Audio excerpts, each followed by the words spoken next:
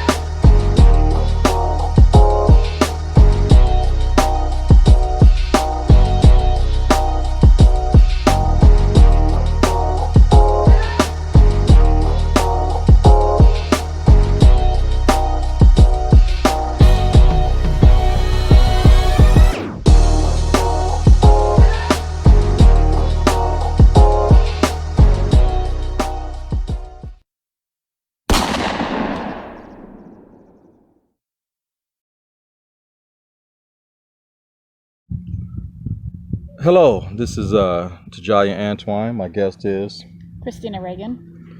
basically we've been friends for how long now? 10, 11 years. Long 12 time. Years. Yeah, about 12 years. 2008. And over the years with our friendship, we talked about politics, religion, and justice, and we never had an argument about it. We always been pretty candid about it. And through our history, we always talked about police instances, police brutality. And with the current climate in the world now, we've been talking more than ever what's going on in Trump's administration, the recent killing of Mr. Floyd, and now across the world, not just America, but across the world, people are making change for racial injustice. It's finally coming to fruition. I can't believe it. It's like a dream come true. And so we're going to tell stories about our past, present, and hopefully our future dealing with police. Now, in your case, born and raised here in Sacramento. Yep. You have police officers that are friends. I have friends. I have quite a bit of friends in the police force. Quite a bit of friends in the police force. Imagine that. Myself, I have no friends. I have friends who have family members who are police officers, put it that way. And born and raised in Compton. My entire life, I have not had good experiences with police officers. As a child, as a teenager, as a young adult, even as an older gentleman now, I still catch hell, even though if I'm in the right, a minor ticket, I mean minor, like a light's not on or something in my car or something like that. It's been minor instances where I got pulled over and caught absolute hell. And the way I was raised, my mother and father taught me to be on alert. Do not trust police officers. So I was taught from birth, do not trust police officers. They are the enemy. I was also told, do not join the army because the army or the military is no place for any black man. And that was the way I was raised. And we're talking about 1971 until now. And in your case, growing up, how was your household? My household itself, it was a little chaotic. Grew up in a house with a stepfather who wasn't the nicest. We did get some interaction with police officers, usually because it was called to our house for domestic violence type situations, and a lot of times it just left without doing anything. Ouch. That's unfortunate. That was somewhat common back in the day when a woman doesn't want to press charges. So they will just leave. Other than that, I mean, my mom did the best she can. after my stepdad left. She tried to raise us the best she can. I was a single parent. My dad really wasn't in the picture growing up. Very rarely. All you can do is your best. And That's about it. I mean, that's all I can do. And in my case, like I said, in Compton, I was a kid. I seen cops do things. In the summertime, some of the older kids would turn on the fire hydrant. We would swim in the gutters and stuff. Cops come over there with batons, literally beating us out of the water. It was crazy. And in our neighborhood, I saw a lot of cops just doing drug busts in the neighborhood. yeah. Then in the late 80s, 88, 89, that's when the president made it okay for cops to be martial law and come into the black neighborhoods and do anything you want. They came in there with miniature tanks, busting down doors, and this is the time where crack was running rampant, and they had the law behind them, almost like in a military way, to go through all black neighborhoods. At one time, at in Inglewood, California, the Forum where the Lakers used to play years ago, that was a place where they did mass arrests throughout LA and brought them all there to be booked. It was crazy. It was just absolute nuts. Then moving to Sacramento, that's when I really experienced racism along with police brutality. One of my favorite stories to tell, I was probably a junior in high school. Me and my best friend Scott at the time would go to the movies on a Sunday. We talk about a Sunday, peaceful day, right? Church day. There was a theater off of Greenback and Sunrise Boulevard where it was $1.50 movies right behind Toys R Us. On a Sunday, me and my best friend hopped in my car. We drove all the way to the north area because we lived in the south area, about a good 25-minute drive. Get off the freeway on the Greenback. We're going down the street in a good mood, listening to music, getting ready to go see a movie for $1.50. Cop gets behind me and follows me for a long time and finally pulls us over. I'm like, what the hell's going on? Now, I have to admit, my front license plate was off, but I had it in the dashboard, which is totally legal. Thing about it, he came from behind, so I don't know if he even seen that. So he pulled me over. I rolled out my window, and he was just looking disgusted at me and my buddy Scott. I said, sir, is there a reason why you pulled me over? He wouldn't answer me. He ignored me. He just kept looking around. And this is like 10 o'clock in the morning on a Sunday. I'm like, sir, is there a reason why you pulled me over? He couldn't find anything. He finally walked in front of the car. Aha! Your front license plate is missing. I'm like, sir, it's in the dashboard. You know, when the screws broke off, legally I put it right in the dashboard. You can see it. That's totally legal. He goes, well, buddy, I'm going to write you a ticket anyway. I'm like, what? I started getting agitated. I said, what the hell, dude? Why? He said to my face, and my buddy Scott, he leaned into the car and said, to keep people like you out of my neighborhood. I'm like, fuck, excuse me? My buddy Scott was like, hey, man, calm down. I said, no, man, what do you mean by that? I'm going to say it again. To keep people like you out of my neighborhood. How in the fuck do you enjoy a movie after that? And that's one of countless incidents that I had with these racist cops here in Sacramento, California, in the north area. And we were talking about Placerville County the other day, and, you know, same thing. Now, in your case, how do you and the cops get along when you get pulled over?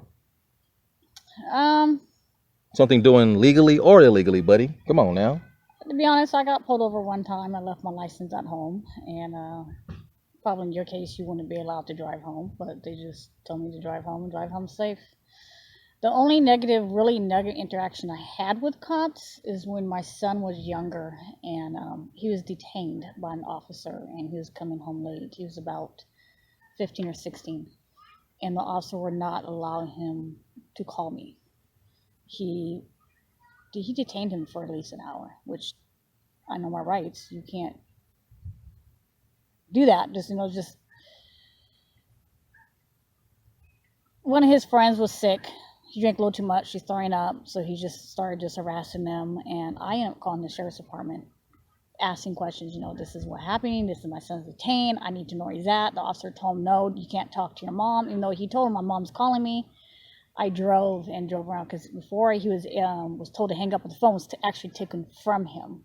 he kind of told me what street he was on. Wow. So I found him, and me and the officer got into a little bit of an argument because I was a little pissed that he detained my son and didn't think about calling me or wouldn't allow my son to talk to me, or even he couldn't even pick up the phone and say, hey, this is, I have your son. No, so we got him. But even then, he never threatened to arrest me. He never really took his handcuffs. We just got kind of like an argument, and then off and on with my son. Yeah. Also, in my last paperback book, Electromagnetic, Christina is also featured in the book, telling some of her other police stories in the book. It's a book of short stories, poetry, and true stories about police brutality and getting pulled over for crap. I remember one time, one of my best friends, Tasha Dickinson, we were the same age, we went to high school together. She was stricken with cancer, and she was on her deathbed, and and we was gonna lose her. So me and my buddy Charles went to the hospital at UC Davis to go visit her, and her father was there. Had a beautiful visit. I wrote a poem for her, read it to her. We all cried together. It was just sad. She only had weeks to live. So on the way home, me and my buddy Scott said, man, let's go get some dinner. It's like 10 o'clock at night, coming from Davis Hospital, going down Stockton Boulevard, which is a very popular street in Sacramento for hookers and drug dealers and stuff. And you get pulled over all the time, no matter what. Yeah. And we're going down the street. And this one time I didn't get pulled over, but a cop pulled up next to us, and we're sitting in an SUV. So I'm looking down at the cop. I'm looking over at a red light, and this little light is like flashing all over the place, like one of those little flashlights. And I looked over there. The guy had a shotgun in the middle of him and his partner, and he was flashing the shotgun and then flashing the light at us. Like, hey, look at us. See this shotgun? Black guys? I was like, look. I said, Charles. And Charles looked, he said, oh, shit, is that? Then Charles started looking straight. Charles, like any confidant, he just looked straight. I'm like, dude, do you believe this? And that light seemed like it was red for like 80 hours. And he kept like looking at us and taunting, going, see this? I'm like, this motherfucker. Then we went straight to get something to eat at that little diner off of Stockton and Calvine. And I wrote a long story about what just happened. I went to 31 News the next day. I got in contact with Tina McCool. Mm-hmm. And she actually listened to me, took my story. They didn't run it prime time or nothing.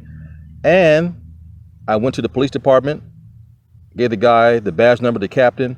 Nothing was ever done. I don't care what you do right.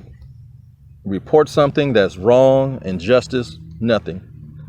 And I was like, Jesus, you can't win in this town. Can't win at all being of this color, dealing with the men in blue. It fucking sucks. Fortunately, that's how it is. I mean, it's got to be a pretty severe complaint for them to even, it just goes in the record, but it has to be pretty severe for them to do anything. And hopefully that's one of the things they're looking at to change, because I know they're looking at, I don't necessarily say debunk the whole police department, because that's not really going to do anything.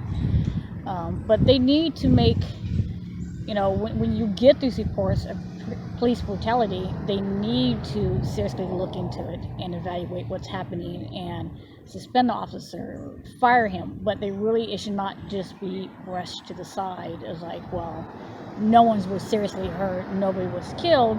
That needs to be changed, because there's no reason for anybody to have 18, 17 complaints and still be allowed to work for the police department with no issues.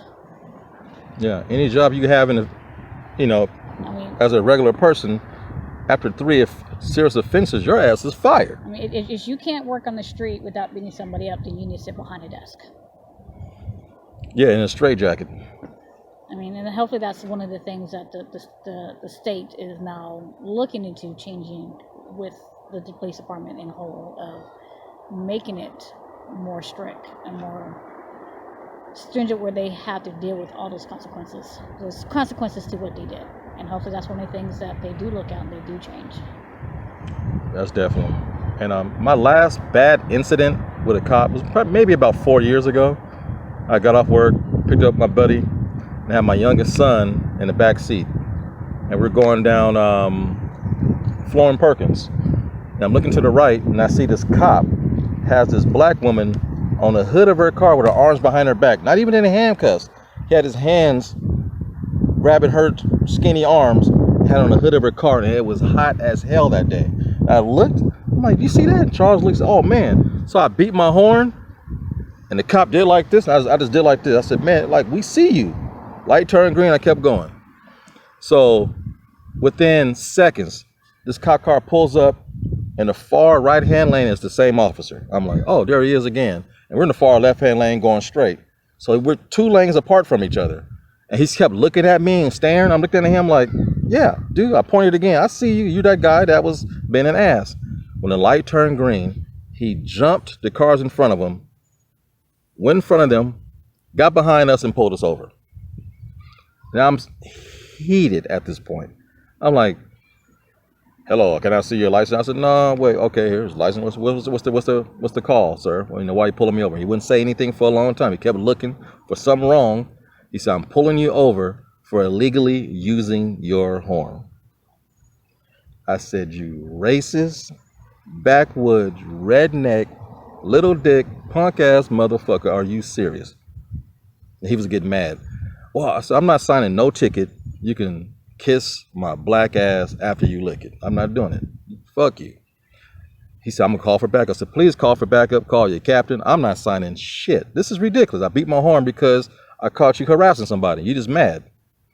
And then we went on for about at least 45 minutes. I got out my car. I was getting drinks out my trunk.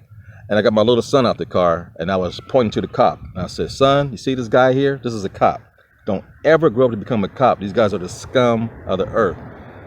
And his badge said Officer White, kind of fitting. He put his head down, and he knew he was wrong.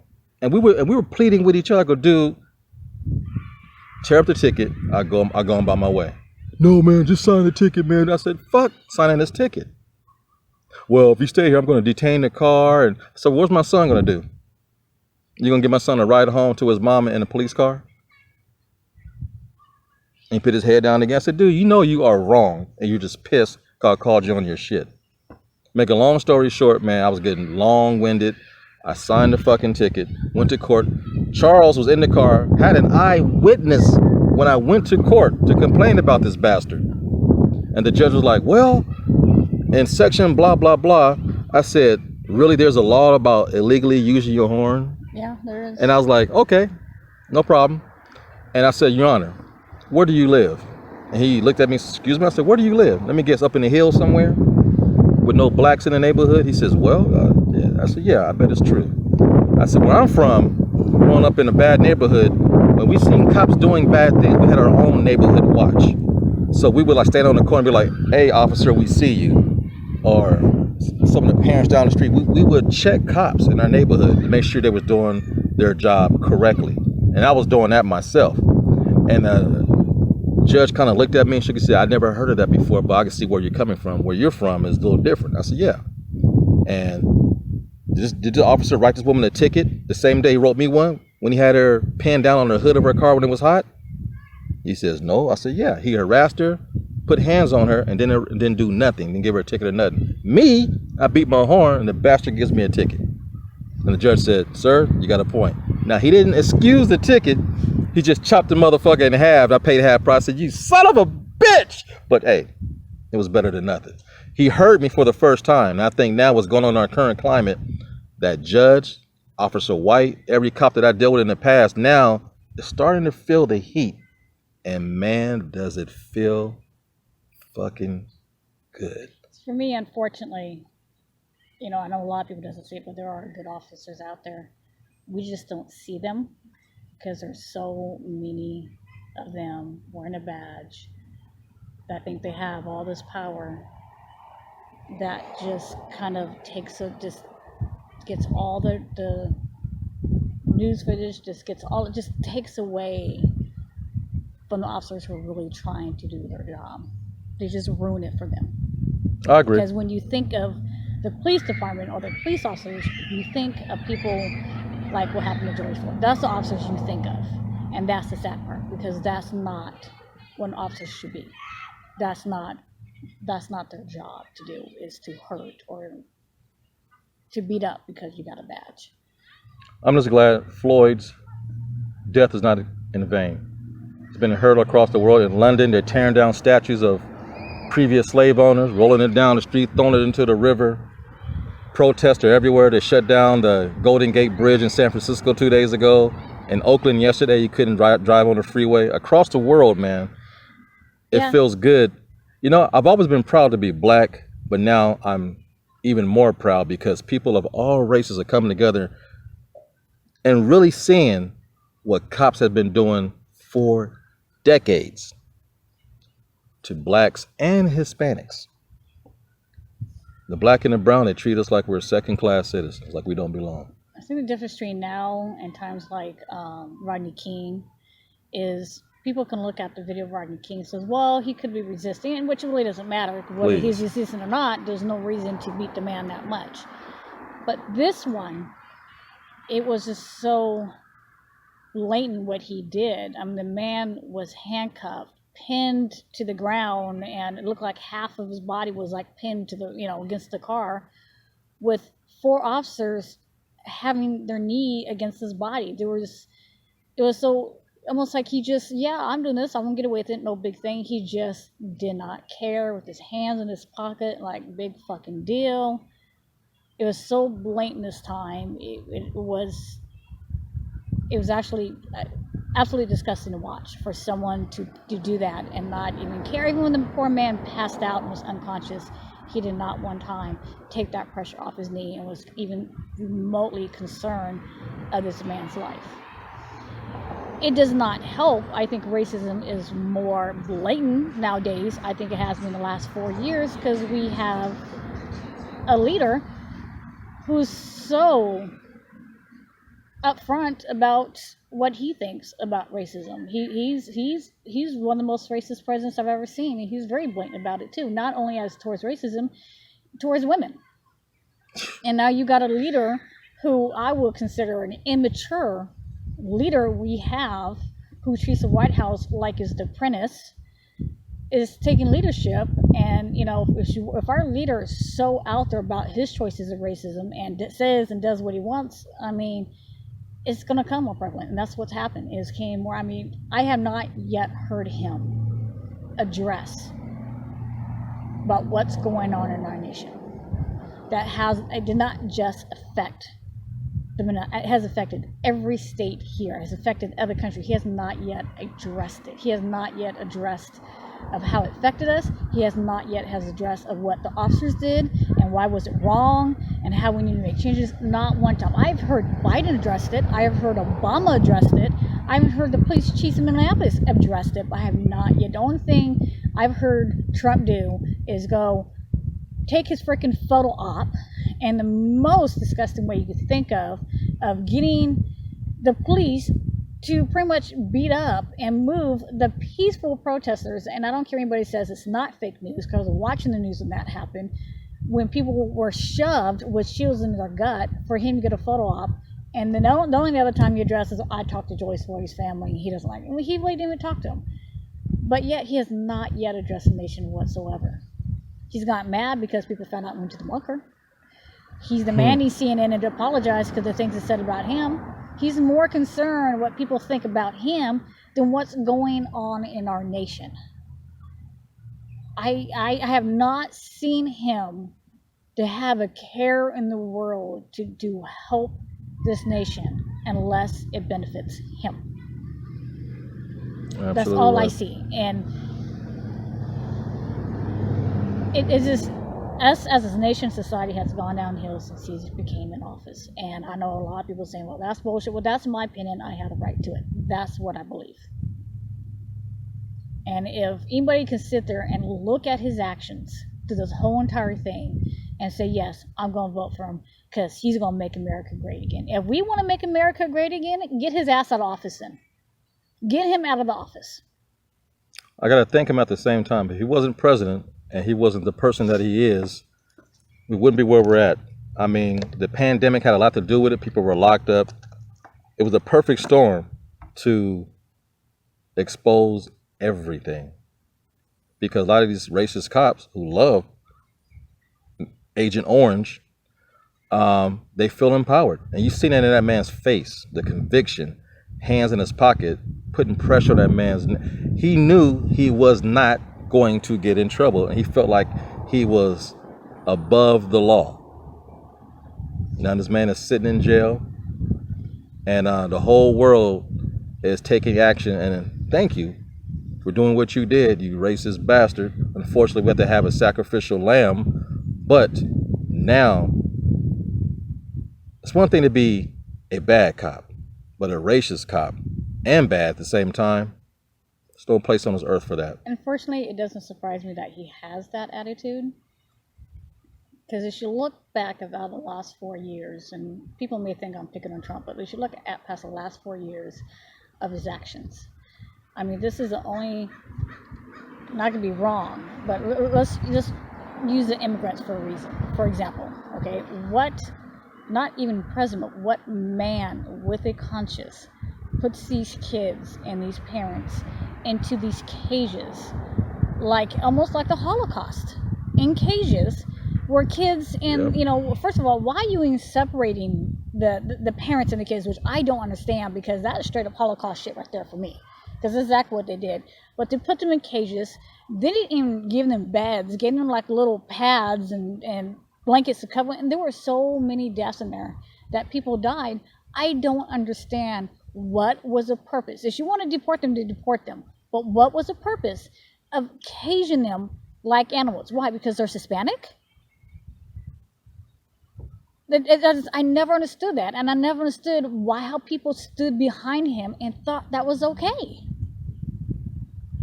And I kind of understand why people like this officer has that attitude, because that's the example that's being shown to him. I mean, the guy had 18 complaints against him, and nothing really ever happened. He was still working on the street. So yeah, that was attitude. Ain't nothing going to happen to me, because he's always gotten away with it. That's right. Well, now it's going to change. Hopefully it changes and he gets the charge he gets, and not just 2 or 3 years. And hopefully they start making changes in the police force. Well, they're making arrests more strict about what a lot they more do. now. Mayors are speaking up in different cities and states, and it's about time. And to go drive down the street and see a car pull up next to you that says Black Lives Matter on their car, feels good. Our mayor here lets you write on the street what you feel, as long as it's tasteful. And I never understood why that Black Lives Matter I never understood how that bugged people. Because people always say, well, no, all lives matter. And I didn't have to be explained. I've always felt, well, that's not what they're saying. They're the one that pretty much in danger. So they're trying to say, you know, yeah, your lives matter, but so do we.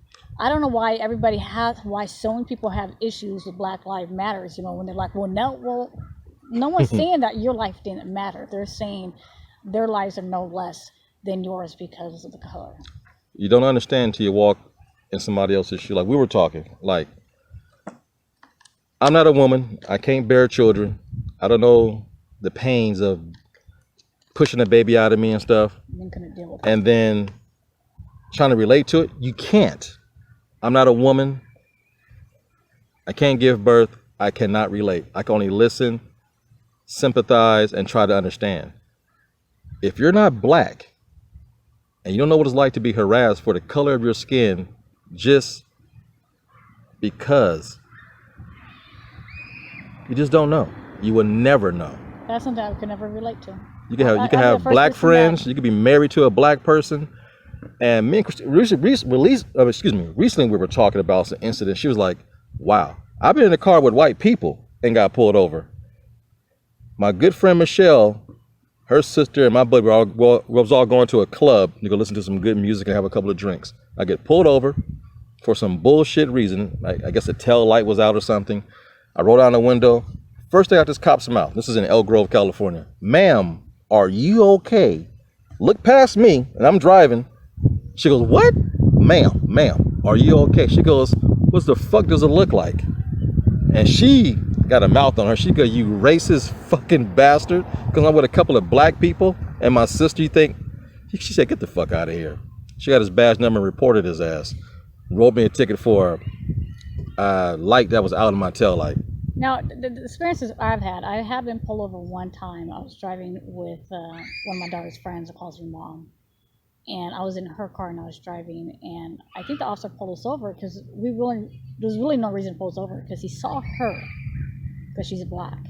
Once he saw me, he just kind of took the license, okay, and came like some bullshit reason, okay, have a good night, but kind of changed his tune.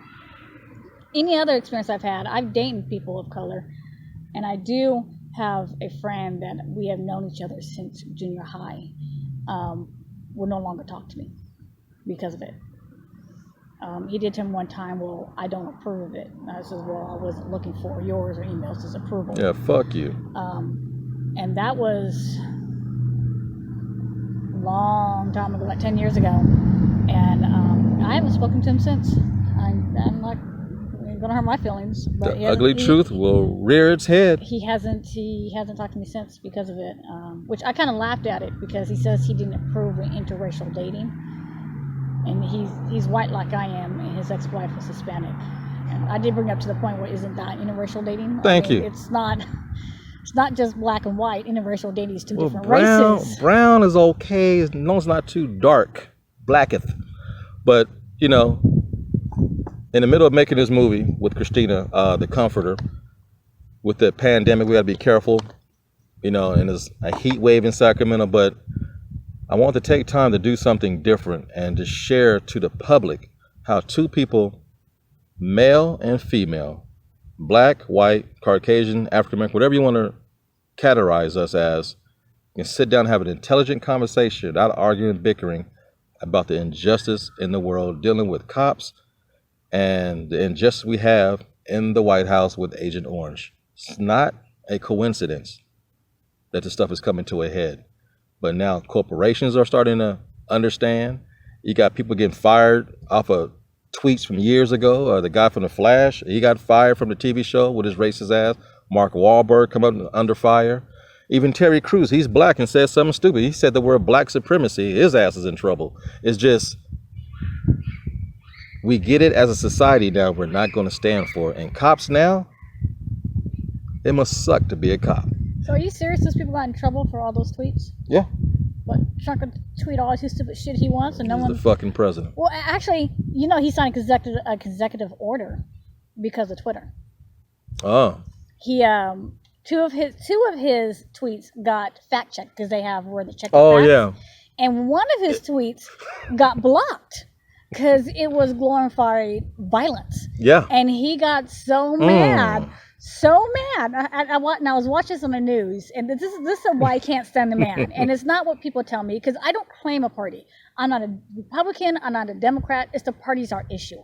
I vote for whoever I think is good. Right. But I remember he was on the news. He signed it because he got his consecutive orders about Twitter because he got pissed because they blocked him. But yet, I mean, this man could say the most racist thing. When the coronavirus happened, he went on national news and called it this Chinese virus. I'm like, did you just seriously say this Chinese virus? I mean, if we created a virus, you're going to call it this Caucasian virus? I mean, you don't, to me that was like, wow, way to be the racist on, I mean, that was like showing racism right there on the news. Yeah. And they just kind of swept it under the rug. Why? Because he's Trump. Yeah. And don't get me wrong, I'm not with the rioting and the looting.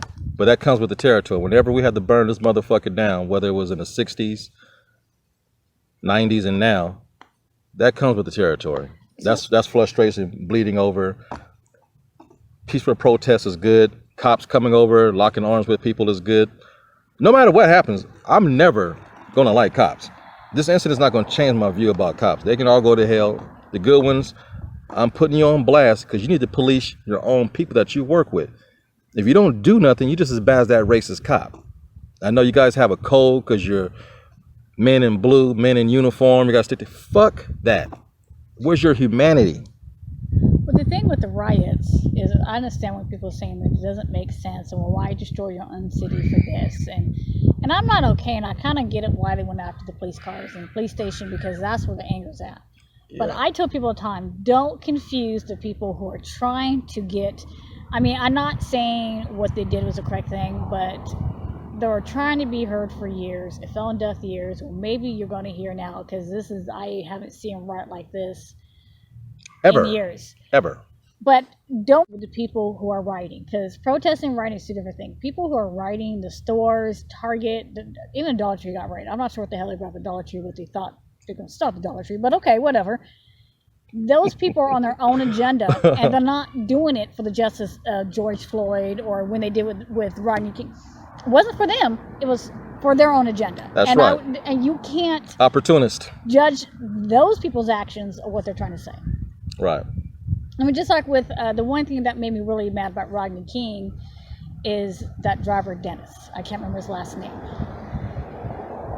I don't think, from my understanding, he was not aware of what's going to happen in LA, and he was driving through, and he was drug out and beat up. Now, people were talking about that. It's like, well, don't judge those men's actions, what they did, and that guy didn't get mad at the whole entire.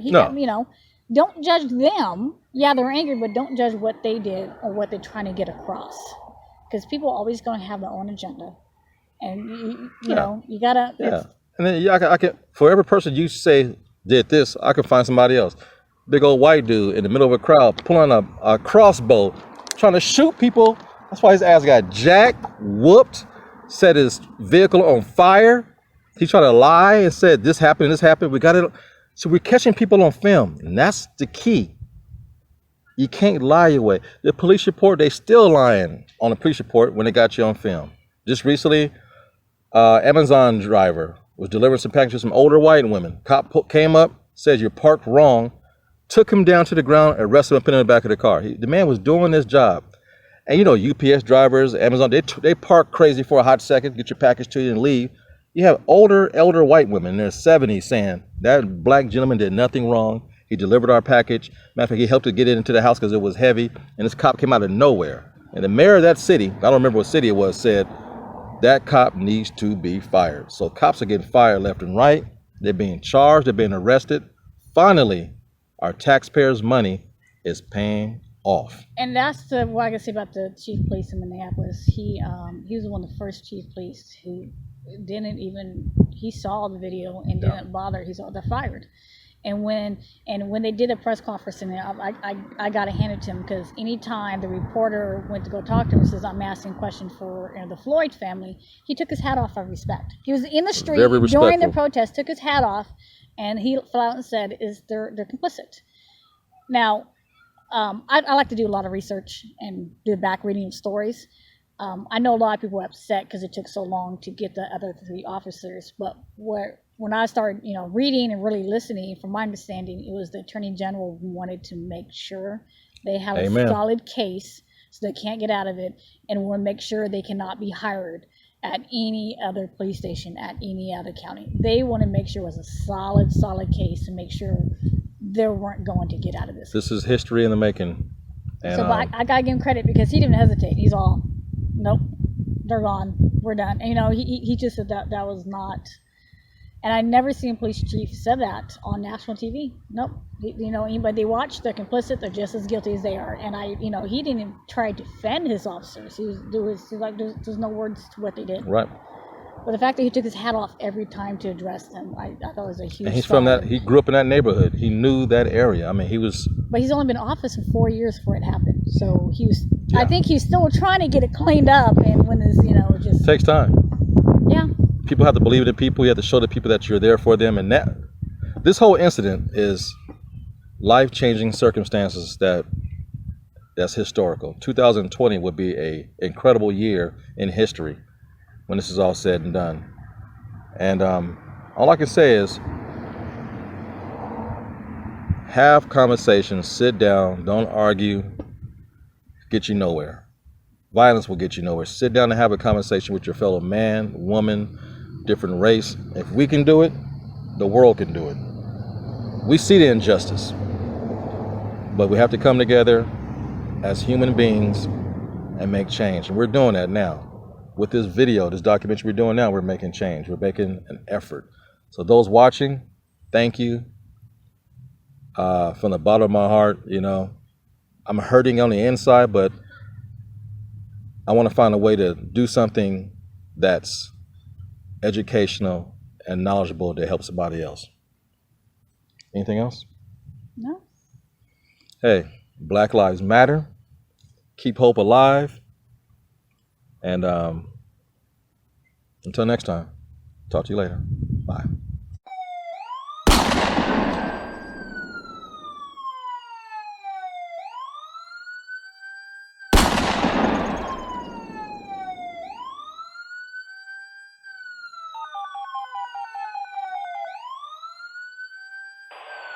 Ambulance, 75-year-old male, back pain. It's 211 Silver Hollow Road, between Lane Road and Crosspatch Road. Repeating, 75-year-old male, back pain. It's 211 Silver Hollow Road, between Lane Road and Crosspatch Road. 0933, 5632.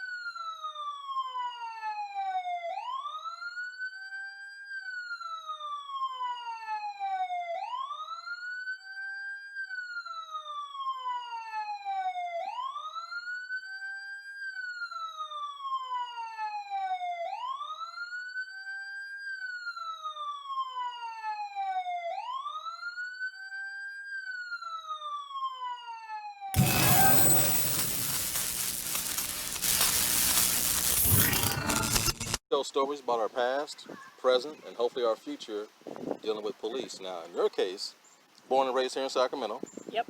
you have police officers that are friends. I have friends. I have quite a bit of friends in the police force.